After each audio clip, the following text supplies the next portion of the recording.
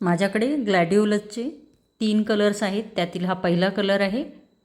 याला अशी एक दांडी येते आणि दांडीला कळ्या लागतात आणि त्या कळ्या उमलत जातात. आता या दांडीचे 2 फुलं उमरली आहेत. आता वरची फुलं उमलत जातील आणि नंतर हे खालचे सुकत जातात. अतिशय सुंदर असा कलर आहे.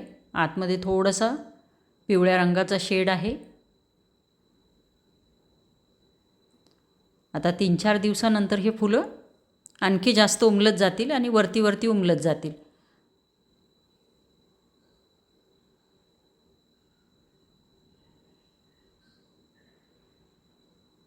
आता 3-4 दिवसानंतर तुम्ही बघू शकता किती सारी फुलं उमलली आहेत आणि जे अगोदर दाखवले ती फुलं मात्र सुकल्या गेली आहेत.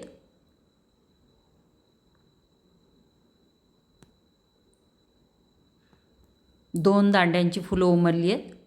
3 ते 4 दांड्या आहेत या ग्लॅडिओलसला. ही अजून उमलणं सुरू व्हायची आहे.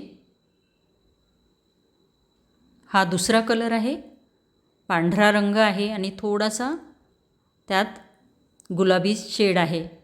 जसं फुलं उमलत जातात तशी खालची सुकत जातात आणि वरची उमलत जातात. याला मी सपोर्ट दिला आहे कारण ही दांडी सपोर्टशिवाय राहत नाही. कुंडीत मी सपोर्ट दिला आहे. हा तिसरा कलर आहे पिवळा.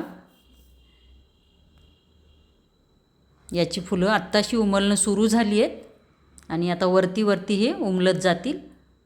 शेंड्यापर्यंत आपल्याला फुलं लागतील नंतर. यालाही मी एका रॉडनी सपोर्ट दिला आहे. काडीला नसता मग हे खाली पडलं जातं. तर हे अतिशय 3 सुंदर कलर आहेत माझ्याकडे.